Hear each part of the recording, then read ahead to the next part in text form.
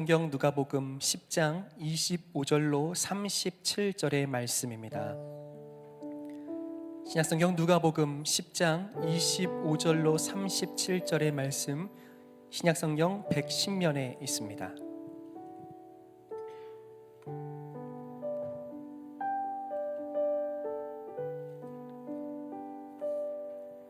누가복음 10장 25절로 37절의 말씀을 교독하실 때에 제가 먼저 읽겠습니다. 어떤 율법 교사가 일어나 예수를 시험하여 이르되, 선생님, 내가 무엇을 하여야 영생을 얻으리이까?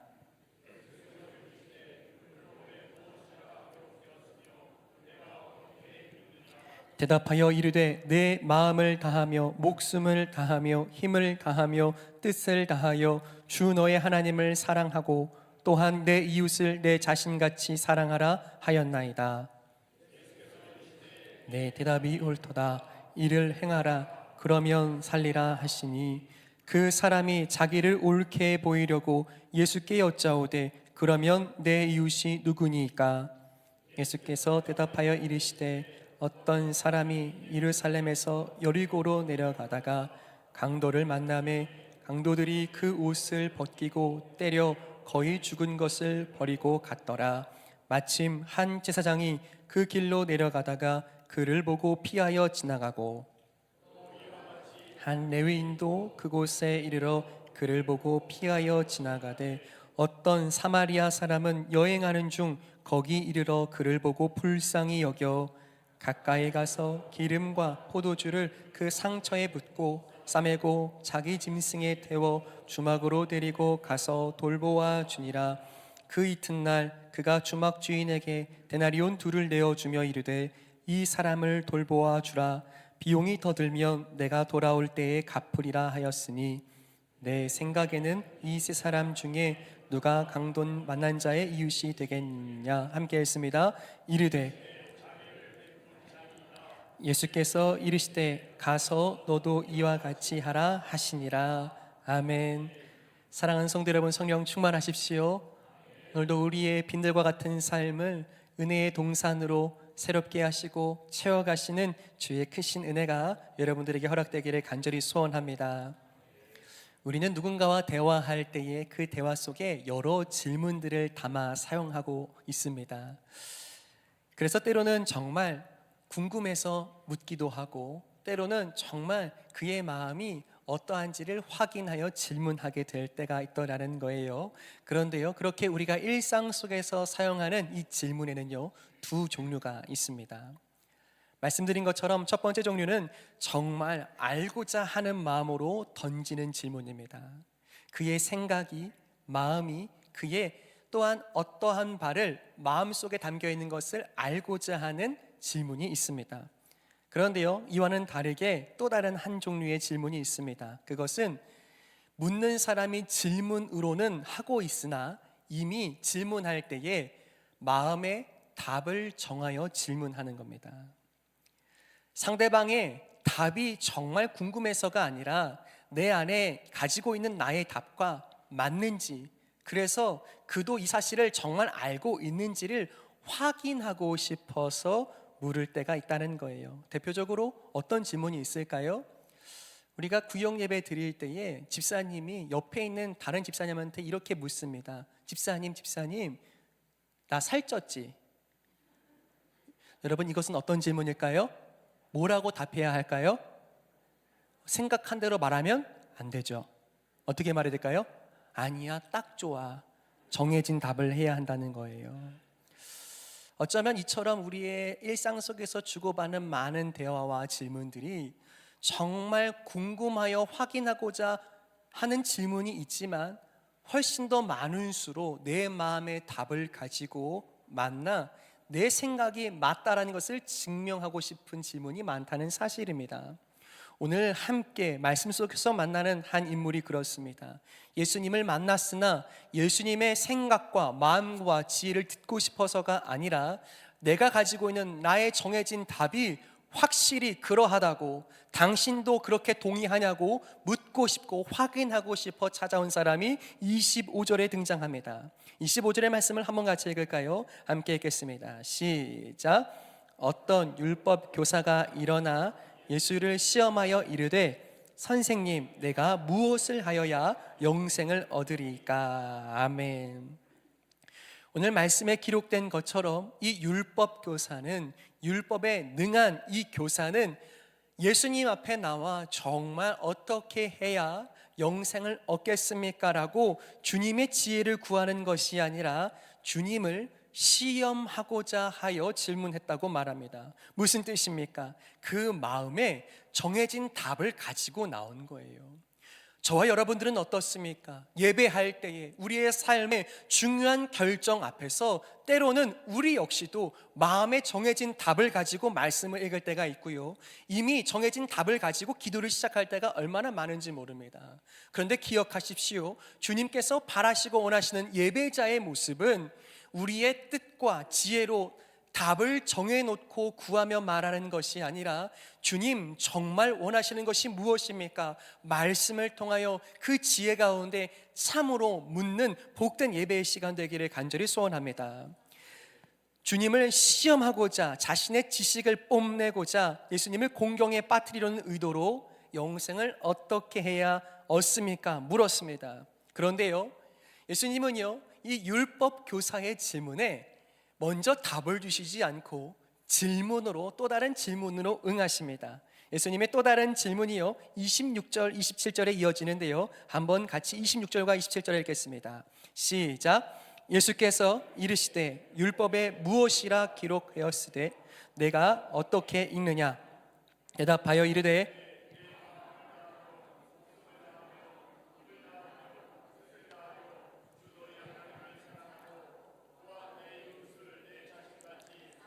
하였나이다. 아멘. 예수님이요, 그래, 그러면 네가 잘 알고 있는 율법에는 무엇이라고 되어 있느냐라고 이야기하셨을 때에, 여러분, 이 율법 교사는요 아주 당당하게 그리고 큰 소리로 이 말씀을 암송했을 겁니다. 처음 들어본 말씀 아니라 율법의 교사라면, 율법에 능한 자신이 수도 없이 수천 번, 수만 번을 매일처럼 외우고 또 외웠던 이 말씀을 예수님 앞에 다시 내가 다 알고 있다라고 생각하며 암송했을까라는 사실이에요. 그렇게 예수님께서요, 그래, 내 대답이 옳다 하십니다 라고 이야기하셨을 때에 여기에 그치지 않고 이 율법 교사가요, 그렇죠, 제가 옳지요 라고 확신하며 또다시 예수님께 어려운 질문 하나를 드립니다. 29절을 제가 읽어드릴게요. 여러분 잘 들어보십시오. 그 사람이 자기를 옳게 보이려고 예수께 여짜오되 그러면 내 이웃이 누구니까? 아멘. 오늘 이 질문 속에서요, 예수님께서요 오늘 이 본문에서 가장 중요한 주제이자 우리가 말씀을 통하여 깨달아야 하는 한 단어를 주십니다. 저를 한번 따라 하실까요? 이웃. 무엇이요? 이웃이 오늘 말씀의 핵심이고 주제입니다. 여러분, 이웃이 누구입니까? 여러분에게 있어서 이웃은 어떤 사람들입니까? 라고 물으시면 어떤 사람들이 이웃이라고 생각되세요? 이웃라고 하면 먼저는 옆집, 윗집, 아랫집 정도로 우리의 이웃을 생각하게 됩니다. 사전에서도요, 이 이웃이라고 한다면 가까운 지역에 함께 사는 사람이 이웃이라고 정의되고 있습니다. 그래서 우리는 이웃이라고 생각할 때 우리 나름대로의 이웃을 떠올리게 되는 겁니다. 그런데 어떻습니까? 이전에는 이 이웃이 긍정적인 개념으로 우리 안에 있었습니다. 그래서 이웃이지만 함께 사는 가족은 아니지만 마치 가족과 같다라고 해서 이웃 사촌이라는 단어들을 우리가 사용했더라는 거예요. 그런데 오늘날의 이웃은 어떤 사람들입니까? 이웃이라고 생각하면 생각나는 것은 층간소음, 또한 생각해보면 주차 문제로 마음을 어렵게 하고 불편하게 하는 것이 우리가 생각하는 오늘날의 이웃이 아니겠습니까? 그래서 그 이웃을 사랑하라고 할 때에, 그 이웃이 누구냐고 할 때에 우리 마음 가운데는 조금 불편한 마음이 생깁니다. 그리고 우리 역시도 가까이 사는 사람 정도만 이웃이라고 생각하는 좁은 마음의 이웃이 있더라는 거예요. 그렇다면 오늘 예수님께 질문한 내 이웃이 누구입니까? 라고 질문한 율법 교사가 생각하는 이웃은 누구였을까요? 우리가 생각한 대로요, 율법 교사의 이웃도 우리처럼 어쩌면 아주 좁은 범위에서의 이웃이었습니다. 왜 그러하냐면 당시의 율법을 알고 하나님만을 섬긴다고 하는 유대인들과 또한 이 율법 교사의 생각에는 이웃이란 언제나 동족, 곧 이스라엘 백성만이 나의 이웃 될 수 있다라고 확실히 믿었기 때문입니다. 그래서요, 그의 대답에 그대로 드러나는 거예요. 오늘 29절의 말씀이에요. 이렇게 되어 있죠.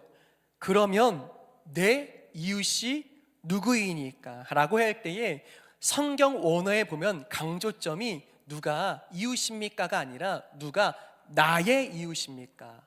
나라는 기준에 확실히 강조점이 되어 있습니다. 내가 이웃을 생각할 때의 기준은 내가 됩니다. 나의 기준, 나의 뜻과 나의 생활과 나의 종교와 나의 믿음과 맞는 사람만 나의 이웃이 될 수 있습니다라고 하는 그 자신의 믿음과 생각이 확고하게 그의 대답에 드러나 있는 것이죠. 그래서 종교적으로 정결한 사람, 이웃이 될 만한 사람들, 곧 동족과 이스라엘 사람들만 나의 이웃이라고 생각했던 겁니다. 예수님도 그것을 알고 계셨어요. 그런데 거기서 그치지 않고요, 누가 나의 이웃입니까? 라고 할 때 그것은 또한 예수님을 향한 도전이기도 했습니다. 왜 그랬을까요? 율법 교사가 생각했을 때는 절대 이웃이 될 수 없는 세리와 죄인과 수 없는 죄를 반복하여 율법을 어긴 많은 사람들을 예수님이 가까이 두시는 거예요. 마치 예수님의 이웃처럼 가까이 두시는 모습을 보면서 내 생각에는 이웃이 될 수 없는 저들이 당신 가까이에 있는데 어찌 당신은 이웃의 범위를 나와 다르게 두고 있습니까? 당신이 생각하시는 이웃은 누구이십니까? 라고 묻는 도전적인 질문이었다는 사실입니다. 결코 가까이 할 수 없는, 나의 이웃 될 수 없는 사람들을 떠올리며 누가 나의 이웃이냐고 묻고 있는 겁니다. 자, 그렇게 아주 좁은 범위의 이웃만 생각하고 떠올리는 이 율법 교사에게요, 예수님이요 온화한 미소로 이야기를 하나의 비유로 말씀하여 주십니다. 그것은 우리가 잘 알고 있는 선한 사마리아인 비유입니다. 30절부터 32절까지의 말씀을 한번 같이 읽었으면 좋겠는데요, 30절부터 32절의 말씀입니다. 함께 읽겠습니다. 시작. 예수께서 대답하여 이르시되 어떤 사람이 예루살렘에서 여리고로 내려가다가 강도를 만나매 그 옷을 벗기고 때려 거의 죽은 것을 버리고 갔더라. 마침 한 제사장이 그 길로 내려가다가 그를 보고 피하여 지나가고 또 이와 같이 한 레위인도 그곳에 이르러 그를 보고 피하여 지나가되. 아멘. 여러분, 이 비유를 한번 여러분께 설명드려 보겠습니다. 오늘 이 말씀 속에서 등장한 어떤 사람이요, 예루살렘에서 여리고로 내려가는 길이었다고 합니다. 당시는 이 예루살렘에서 여리고로 가는 길이 무척 험준하고 또한 위험이 도사리는 곳이라고 모든 사람이 알고 있었습니다. 그 이유 중에 하나는요, 예루살렘은요 지대가 아주 높은 곳에 위치한 도시입니다. 그리고 이 여리고는 상대적으로 아주 낮은 지대였습니다. 거리로 보면 예루살렘으로부터 여리고까지는 약 27km 떨어져 있지만 높이로 보면 약 1km 차이가 납니다. 그러니 예루살렘에서 여리고로 가는 길이요 무척 급한 내리막길이었고 굽이굽이 그렇게 고개진 곳에는요 언제 어디서 저 암석 뒤에 사람이 나타날지를 잘 가름하기가 어려운 위험한 지대였다는 사실입니다. 실제로 그들이 사용했던 속담에서 보면 이 길을 지나가다 보면 옷을 입고 갔다가 옷을 벗긴 상태로 돌아오리라 하는 것이 그들의 속담 중에 하나였습니다. 예수님께서요 그 위험한 길을 예로 드십니다. 그런데 참 다행히도 여기서 강도 만난 사람이 너무나 큰 피해를 입고 옷도 벗겨지고 그저 빼앗긴 것만이 아니라 이제는 온몸이 피투성이가 돼서 거진 죽은 사람처럼 되었을 때에 다행히도 한 사람이 지나갑니다. 그 첫 번째 사람이 누구였습니까? 제사장이었습니다. 그런데 이 제사장이 역시나 예루살렘에서 여리고로 돌아가는 길이었다는 거예요. 조금 더 생각해 보면 이 제사장이 예루살렘에서 무엇 했을까요? 잘 아시는 것처럼 제사장은 예루살렘 성전에서 하나님을 예배하고 그 예배를 인도했을 겁니다. 그 역시도 외웠을 겁니다. 하나님을 사랑하고 이웃을 사랑해야 한다고. 그것이 하나님께서 주신 율법의 가장 우선된 큰 계명이라고 가르쳤고 암송하고 예배했을 거라는 거예요. 그런데 그 강도 만난 사람을 보았을 때에 이 제사장이 어떻게 합니까? 발견하자 가까이 가지 아니하고 멀리 길 건너편으로 가서 돌아갑니다. 자, 그런데요, 이어서 그래도 또 다행히 한 사람이 지나갑니다. 그는 누구였습니까? 레위인이었습니다. 레위인은 어떤 사람입니까? 잘 아시는 것처럼 제사장을 도와 그 역시도 성전에서 하나님과 백성들을 섬기는 사람, 성별된 구별된 사람이 레위인이었습니다. 그런데 그는 어떻게 했습니까? 아주 동일하게 지금 말씀을 듣고 예배하고 돌아와 여리고로 돌아가는 길에서 만난 강도 만난 사람을 외면하고 도피해 버립니다. 여러분, 왜 이렇게 했을까요? 오늘 제사장과 레위인이 보았을 때는 이미 옷이 벗겨져서 신분을 알 수가 없습니다. 그리고 너무 수없이 맞아서 이제는 그의 외모도 누구인지, 어떤 인종인지, 우리 유대인인지 이스라엘 사람인지 알아볼 길이 없는 거예요. 그러니 모른 채 하고 돌아갑니다. 뿐만이 아니라 그들이 제사장과 레위인이 되었다 했을 때에는요, 이제 부정한 시체에 거의 죽게 된 그 사람의 몸에 손을 대고 나면 약 일주일간을 다시 성전에서 섬길 수가 없는 겁니다. 그러니 내가 해야 할 나의 거룩한 사역, 그것을 생각한다면 나는 손댈 수 없다라고 스스로 생각하고 믿고 피해버린 겁니다. 여러분, 옳은 일입니까? 그들이 믿는 것과 행하는 것이 다른 것 아닙니까? 방금까지 무엇했습니까? 예배 드렸습니다. 하나님이 기뻐하시는 것은 하나님을 사랑하는 거라고, 이웃을 사랑하는 거라고 수없이 듣고 배우고 고백하고 암송했지만 전혀 삶이 다른 겁니다. 주님이 지금 그것을 정확하게 이야기하고 계시는 거예요. 두려움도 있었겠죠. 내가 그를 돕다 보면, 강도 만난 사람을 돕다 보면 여전히 저 뒤에 숨어 있을 그 강도들이 나를 해치지 않을까 두려움 때문에 피할 수도 있었을 겁니다. 그런데 어떤 것도 이유가 될 수 없습니다. 그냥 그들은 자신의 삶에 내가 더 우선이어서 자기 중심적인 생각과 결정으로 피해버렸을 것입니다. 자, 그런데요, 이제 그 두 사람을 뒤로 하고 찾아온 한 사람, 예수님의 말씀과 비유에 등장한 또 다른 인물이 우리에게 또한 더불어 우리보다는 더욱 율법교사에게 큰 충격을 안겨주었습니다. 그가 누구였습니까? 33절의 말씀인데요, 33절을 같이 읽죠. 33절입니다. 시작. 여행하는 중 거기 이르러 그를 보고 불쌍히 여겨. 아멘. 율법교사가요, 엄청 당황했을 겁니다. 왜 그랬을까요?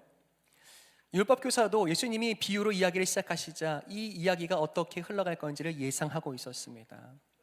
그래서 그래, 제사장이 무언가 이유가 있어 피해 갔겠지, 그래 레위인이 그래서 피해 갔겠지라고 했을 때에 율법 교사가 생각했던 그 다음에 등장해야 하는 인물은 누구였을까요?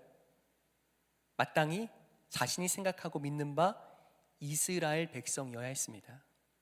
왜요? 거기까지가 내 이웃이거든요. 거기까지가 도움을 줄 수 있는 존재거든요. 그런데 예수님은 아주 다르게 충격적인 말씀을 주실 때에 그 사람은 다른 사람이 아니라 사마리아 사람이라고 말씀하시는 거예요. 그 사람이 강도 만난 사람 가까이 왔다라는 거예요. 여러분, 무슨 의미가 있었을까요? 당시의 유대인과 사마리아인은 아주 먼 사람들, 그저 이웃이 결코 될 수 없는 사람들, 거진 원수와 같은 사람들이 사마리아 사람들이라고 생각했습니다. 그리고요, 사람처럼 여기지도 않았습니다. 그들이 기록한 역사에 보면요, 많은 사람들을 제사장부터 쭉 기록해 놓는데 가장 말단에 있는 사람이 노예입니다. 그런데요, 놀랍게도 노예 밑에 있는 사람들이 있었습니다. 누구였을까요? 도무지 혈통을 알 수 없는 사람들, 그들이 어디에서 왔는지 알 길 없는 사람들, 곧 사마리아 사람들이 노예 밑에 존재들이라고 스스로 믿고 정의 내렸던 거예요. 그 이유를 생각해 보면 이렇습니다. 사마리아인들을 유대인들이 멸시했던 이유는 본래 한 나라였던 이스라엘에서 역사 속에서 이스라엘이요, 북이스라엘과 남유다로 크게 나뉩니다. 그런데 이 사마리아가 있었던 북이스라엘 민족이 아수르 제국 앞에 크게 망하고 정복되고 만 겁니다.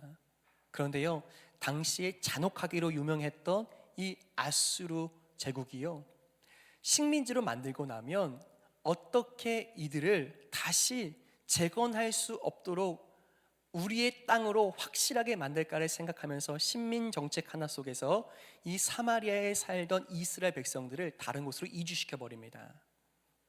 그리고요, 남은 사람들, 남은 자리는요, 그들이 다스리던 다른 지역, 다른 사람들을 데리고 와 살게 만들었습니다. 그리고요, 때로는 억지로 결혼도 시킵니다. 무엇을 만든 거냐면 이전에 없었던 그들이 섞여버린 혈통을 하나 만들어 버린 겁니다.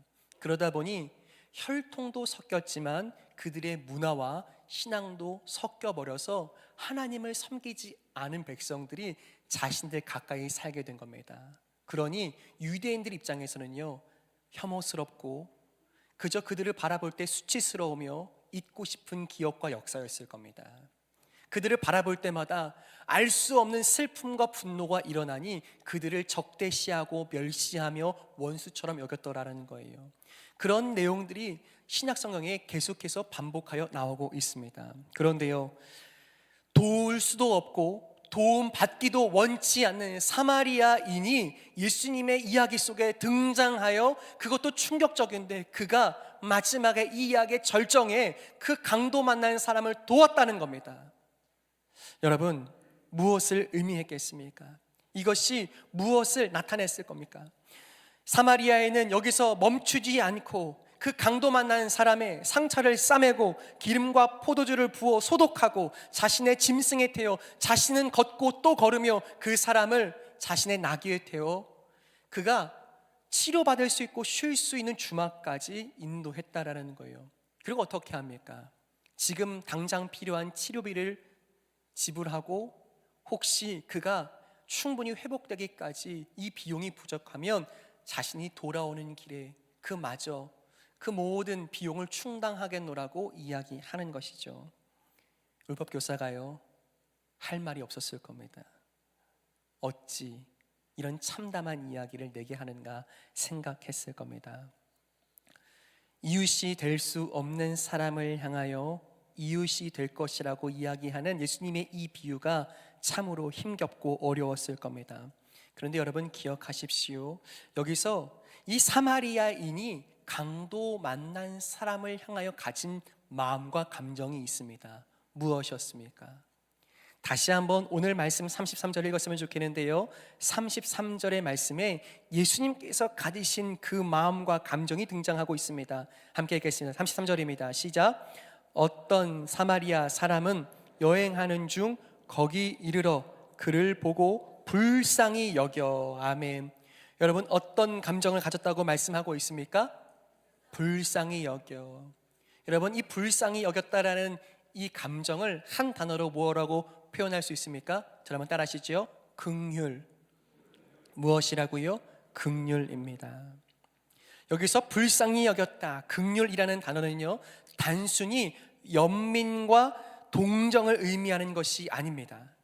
그저 불쌍한 사람을 보고 혀를 차며 참 안 됐다, 안 됐어 라고 말하는 게 불쌍히 여기는 긍휼이 아니라는 사실이에요.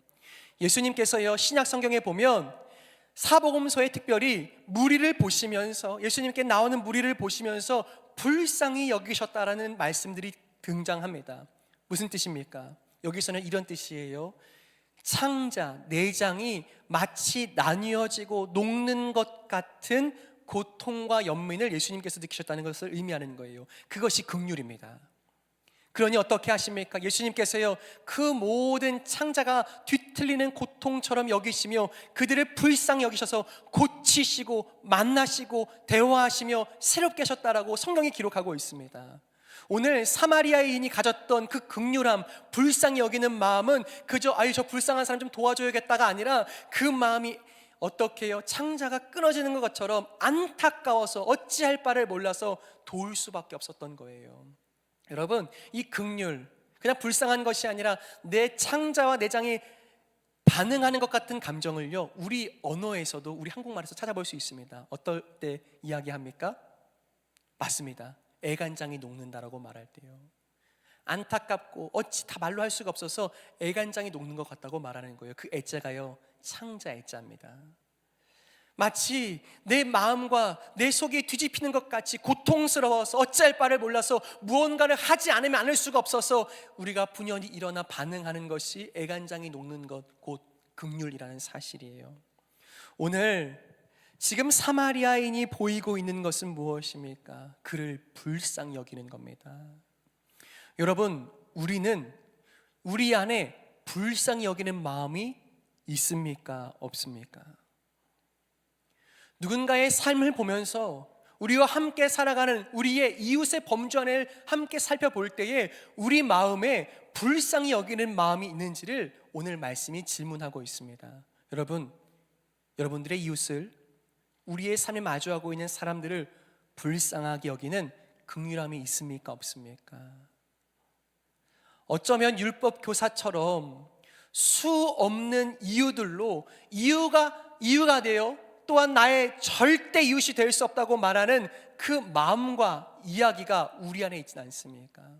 오늘 우리의 사회를 보십시오. 지금 우리의 현 상태를 보시면 우리의 백성들, 우리 대한민국이 어떻게 되어 있습니까? 마치 수많은 이유들로 당신은 나의 이웃이 될 수 없습니다. 수많은 기사와 수많은 언론과 미디어에 도배하고 있지 않습니까? 나와 믿음이 다릅니다. 나와 생각이 다릅니다. 정치적 견해가 다릅니다. 그러니 당신은 절대 내 이웃이 될 수 없습니다 라고 말하는 것이 우리의 사회가 아닙니까? 그래, 여러분 기억하십시오. 지금 주님이 이 비유로 하시고자 하시는 것은 율법 교사가 견고하게 세워놓았던 그의 삶에 있는 이웃 될 수 있는 정확한 울타리와 큰 담을 주님이 무너뜨리시는 거예요. 너의 동족만 이웃이라고 결코 그럴 수 없다고. 하나님의 사랑과 은혜를 입은 사람들은 결코 그럴 수 없다고. 이제는 다시 이 복음 앞에서 너의 이웃이 누구인지를 다시 확인해야 한다고 말씀하시는 줄 믿습니다. 여러분들의 이웃은 누구입니까? 여전히 윗집, 아랫집, 옆집입니까? 그래서 이웃이라고 하면 불편하고 어려운 사람들입니까? 불쌍하게 여기기는커녕 내게 불편함을 주는 사람들이 여러분들의 이웃입니까? 또한 우리의 삶의 이웃이라고 한다면 나와 마음과 생각과 견해가 같은 사람들만 이웃이라고 말하고 있지는 않습니까? 우리의 입장에서는 같이 예수님 믿는 사람들만 이웃이라고 말하고 있지는 않습니까? 여러분, 그렇지 않음을 다시 말씀 속에서 결단하시고 마음으로 새기실 수 있기를 간절히 축복합니다. 여러분, 오늘 예수님께서는요, 이웃 될 수 없고 죄악 속에서 강도 만난 사람 된 우리를 친히 찾아오신 분인 줄 믿습니다. 누가요? 우리 예수님이요. 그리스도인이라면, 성도라면 어떤 은혜를 경험한 겁니까? 그 죄로 인하여 영원히 죽을 수밖에 없었던 죄인된 우리를 향하여 싸매시고 고치시며 끌어안으셔서 그분의 은혜 가운데 품어주셔 주의 놀라운 백성, 주의 의를 경험한 사람들이 그리스도인들 아닙니까? 그런데 여전히 우리의 마음과 우리의 신앙의 높은 담은 여전히 우리와 같은 마음, 같은 생각을 가진 사람만 이웃 삼은 것이라면 주님 말씀하십니다. 그 담을 복음 안에서 무너뜨리라고요. 그렇게 고백하시며 살아가실 수 있길 축복합니다. 주의 긍휼함을 경험했다고 고백한다면 오늘 우리가 그 긍휼을 함께 전하고 나누어야 할 사람들을 향하여 손 내밀고 눈을 맞추며 발걸음을 같이 맞출 수 있는 여러분 되실 수 있기를 간절히 축원합니다. 여러분께 한번 이렇게 여쭙겠습니다. 여러분 불쌍히 여기고 계십니까? 그 주님의 긍휼함이 여러분 가운데 있습니까? 라고 묻는다면 제가 이 말씀을 묵상하고 또 묵상할 때에 저와 여러분들이요 불쌍하게 여기는 사람들이 있습니다. 불쌍하게 여기는 존재가 있습니다. 어쩌면 이웃들을 긍휼히 여기고자 하지만 더 큰 긍휼함이 향하고 있는 곳이 있습니다. 어디일까요? 나 자신입니다. 여러분 우리가 가장 불쌍히 여기는 존재가 누구입니까? 나 자신이에요. 그래서 생각합니다. 이 세상에서 내가 가장 불쌍하다고, 가장 내가 가엾다고, 그것을 한 단어로 뭐라고 말하는 줄 아십니까? 저를 따라 하실까요? 자기 연민. 무엇이라고요? 자기 연민인 거예요. 여러분 기억하십시오. 하나님 사랑, 이웃 사랑을 가장 크게 방해하는 감정이 있습니다. 그 역시도 불쌍히 여기는 마음인데 그것은 자기 자신을 불쌍히 여기는 겁니다. 내가 세상에서 가장 불쌍하고 내가 가장 안타까워서 눈을 들 수가 없습니다. 다른 사람이 보이지 않습니다. 다른 사람의 상처와 아픔과 눈물이 보이지 않는 진짜 이유는 이 세상에서 내가 가장 불쌍하기 때문입니다. 정말 그렇습니까? 주님은 그런 우리를 싸매시고 살리셔서 생명과 긍휼함으로 품어 안으셨는데 마치 그런 사랑을 얻은 적 없는 것처럼 내가 여전히 가장 불쌍한 겁니다. 그러니 그저 자기 연민에 빠져서 이웃이 사람들이 보이지 않습니다. 그러니 사랑할 용기도 선택도 줄 사랑도 없습니다. 여러분 깨어나길 축복합니다. 그리스도인이란 정말 하나님 사랑을 경험한 성도란 자기 연민에서 벗어나 주께서 허락하신 이웃들을 향하여 나아가는 사람들인 줄 믿습니다. 오늘 자기 연민으로 마음이 가득하시다면 십자가 앞에 엎드려 구할 수 있기를 축복합니다. 오래전에요 제가요 참 깊은 자기 연민에 빠졌을 때가 있었습니다. 왜 내 삶은 이럴까? 왜 난 이것밖에 안 될까? 그러니 내 인생 돌아보니 내가 가장 불쌍하다고 스스로 믿었던 참 안타까운 시절들이 있었습니다. 그런데 말씀 앞에서 십자가 앞에서 그 잘못된 믿음이 깨지기 시작할 때 내가 얼마나 큰 사랑과 주의 긍휼과 도우심을 얻었는가 깨닫게 되는 줄 믿습니다. 사랑하는 여러분, 자기 연민에서 벗어나십시오. 스스로를 가장 불쌍하게 여기는 잘못된 믿음에서 일어나게 될 때에 비로소 주님께서 원하시는 진정한 긍휼, 진정한 사랑, 온전한 믿음이 우리 가운데 나타나게 될 줄 믿습니다. 십자가의 사랑은요 이웃 될 수 없는 우리를 위하여 찾아오신 주의 사랑인 줄 믿습니다. 그래서 이렇게 우리는 고백해야 합니다. 긍휼은 단순한 연민이나 동정이 아니라 예수님을 닮은 적극적인 사랑이라는 사실이에요. 한번 같이 고백할까요? 긍휼은 어떻다고요? 긍휼은 단순한 연민이나 동정이 아니라 예수님을 닮은 적극적인 사랑입니다. 믿으십니까? 여러분 그저 참 안 됐다 이것이 긍휼이 아닙니다. 주님은 우리를 불쌍하게 여기셔서 십자가에 오르신 줄 믿습니다. 주님은 강도 만난 우리를 참으로 안타깝게 긍휼히 여기셔서 그 생명 아끼지 않고 우리를 찾아오신 줄 믿습니다. 그렇다면 그 긍휼을 경험한 사람들로서 우리는 누구의 이웃이 되어야 하겠습니까? 여전히 수많은 이유들로 이웃될 수 없다 나뉘고 찢기는 이 시대 속에서 여러분 기억하십시오. 우리의 이웃은 누구입니까? 질문하게 될 때에 말씀대로라면 고백하게 되기를 축복합니다. 이웃은 우리의 도움이 필요한 모든 사람들입니다. 성경이 말하는 진짜 이웃은 어떤 사람들이라고요? 도움이 필요한 모든 사람들이 우리의 이웃 되어야 하는 거예요. 다시 말하면 영적으로 이웃이 누구입니까? 라고 이 율법교사처럼 묻는다면 우리는 이렇게 말씀 속에서 답을 찾을 수 있습니다. 복음이 필요한 모든 사람들이 우리의 이웃인 줄 믿습니다. 여러분 기억하십시오. 찢기고 나뉘고 서로 내 생각과 입장이 옳다라고 주장하는 것이 복음적인 모습이 아닙니다.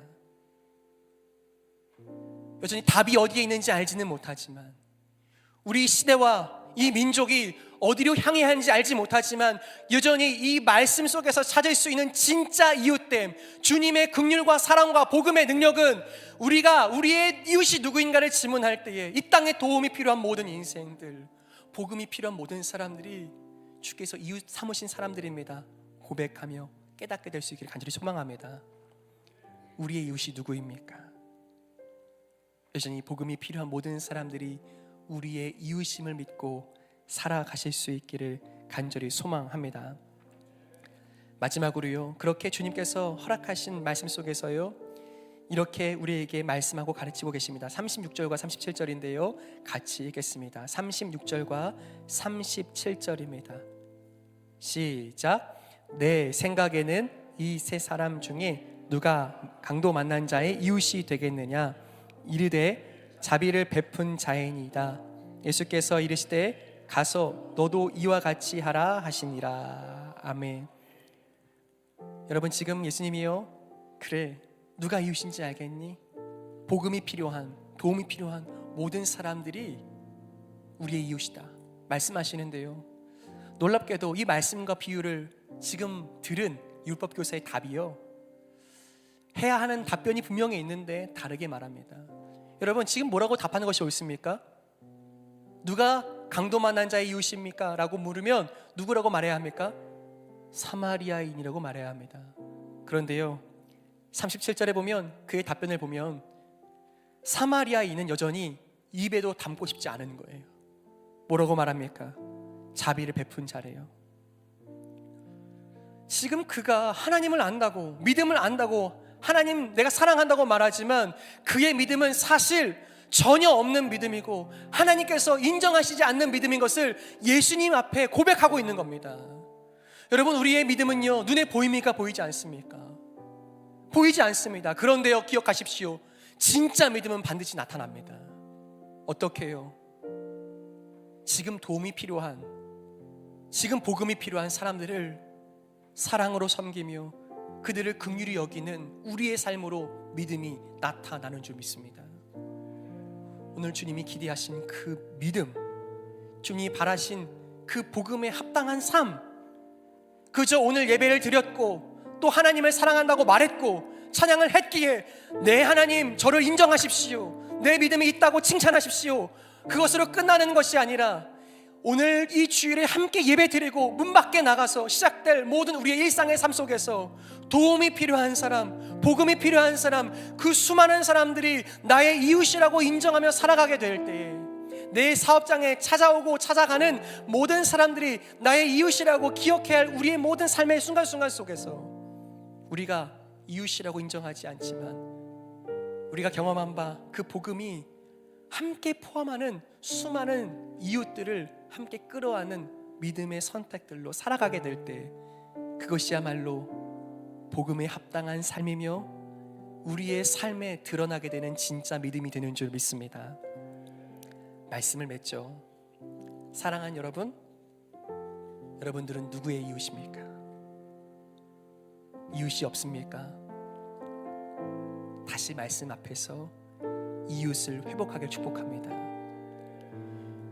내가 십자가 앞에서 은혜를 경험한 인생이라면 여러분 기억하십시오. 자기 연민에 빠지지 마십시오. 내가 얼마나 큰 사랑을 받았는지, 십자가의 은혜가 얼마나 크고 놀라운지 그것을 생각하고 기억하고 고백하며 또 고백하게 될 때 주님, 내게는 나눌 사랑이 너무나 넘칩니다. 나는 불쌍하고 가엾은 존재가 아니라 주님의 크신 사랑을 한껏 받아 누린 인생입니다. 그래서 멈출 수 없이 그 긍휼함이 나를 통하여 흘러가기 원합니다. 고백하는 인생들, 저와 여러분들에게 간절히 소망합니다. 오늘 하나님을 향하여 우리의 마음과 뜻과 정성과 힘을 다하여 사랑하게 된다면 그 사랑은 언제나 우리의 이웃, 이 땅에 허락된 수많은 영혼들을 향하여 나아가는 손길이 되며 그들과 눈 마주치는 우리의 눈빛이 되며 그들을 여전히 품을 수 있는 넓은 가슴이 될 줄 믿습니다. 오늘 주님께서 허락하신 그 은혜, 이웃 삼아야 할 사람들, 우리 마음의 크고 높은 벽을 복음 가운데 내어놓고 무너뜨리며 이웃됨을 사랑으로, 긍휼함으로 이야기할 수 있는 여러분 되기를 간절히 축복합니다. 이 시간 함께 찬양하기 원하는데요, 이런 찬양입니다. 주님, 내가 온 마음 다해 주님을 사랑하기 원합니다. 주님을 온 마음 다해 사랑할 때에 그 사랑이 나를 통하여 흘러갈 줄 믿습니다. 도움이 필요한 사람들이 나의 이웃입니다. 복음이 필요한 사람들이 나의 이웃입니다. 그를 내 마음 가까이 두고 사랑으로, 긍휼로 살아나게 하여 주시옵소서. 이 시간 함께 찬양하며 고백합니다.